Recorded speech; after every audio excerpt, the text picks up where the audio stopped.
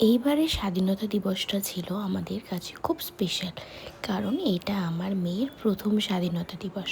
তো স্বাধীনতা দিবসের জন্য এই ড্রেসটা আমিও নিয়েছিলাম, আর এটা পরিয়ে দুদিন আগে শ্যুট করিয়ে নিয়েছিলাম। আমি বাড়ি থেকে উঠেই তো আগে তোমাদের সাথে সেই ভিডিওটা শেয়ার করেছিলাম। তারপরে মামামকে খাইয়ে স্নান করিয়ে দিয়ে রেডি হয়ে আমরা পতাকা তুলতে ছাদে চলে গিয়েছিলাম। আর আমাদের এখানে পাড়ায় একজন দেখি উল্টো পতাকা লাগিয়েছে। তারপরে খুব চটপট করে রান্না করে নিলাম চিকেন আর ভাত, কারণ সেদিনকে ঘুম থেকে উঠতে আমার অনেকটা লেট হয়েছে। আরও আমাদের রান্নাবান্নার সাথে মামামের রান্না সব কিছুই থাকে, সেগুলো সবই আমাকে সামলাতেই তো হয়, তাই জন্য বেশি কিছু রান্না করিনি। তারপরে মেয়েকে দুপুরবেলা ঘুম থেকে তুলে আমরা রেডি হয়ে সন্ধ্যাবেলা চলে গেলাম মাঠে খেলা দেখতে। তো এই যে মাঠে খেলা দেখতে গেছিলাম, মামাম তো সকালেও গিয়েছিল। তারপরে ওকে নিয়ে চলে গেলাম একটু চা খেতে, তারপরে আবার গেলাম আমাদের মাঠে খেলা দেখতে। তারপরে মনার পাপা কি বলছে, খেলবে, বাবার খেলা দেখবে, তাই তো সোনা? ও মেয়ে দেখবে হচ্ছে বাবার খেলা।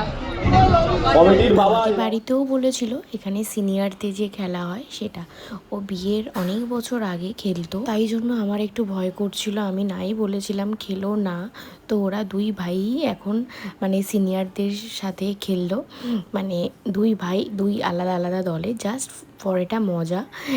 কিন্তু তবুও আমার ভয় লাগছিল, কারণ সামনেই কাজ, অনেক বছর যেহেতু খেলে না, তাই জন্য আমার একটু ভয় লাগছিল। তো যাই হোক, কোনো কিছু হয়নি, ভালোই হয়েছে। কারণ আগের বছর এখানেই একটা কাকু খেলতে গিয়ে আমাদের বাড়ির সামনেই ওনার হাতটা ভেঙে যায়, কবজির ওখানটা জাস্ট নর্মালি পড়ে গিয়ে, যেহেতু বয়স হয়ে গেছে না, তো সেই কারণে আবার প্লেট বসেছিল। তো আগে তো খারাপটাই মনে আসে, তাই জন্যেই বারণ করেছিলাম। তারপরে ও খুব হালকা পাতলাই খেলেছিল, ওরকমভাবে কেউই খেলেনি, তাই জন্য এবার কারোর খুব একটা কিছু হয়নি সেরকমভাবে। তোমরা স্বাধীনতা দিবসের দিন কিভাবে কাটালে অবশ্যই কিন্তু আমাকে কমেন্ট করে জানিও। চলো আজ তবে আসি, আবার দেখা হবে অন্য একটা ভিডিওতে।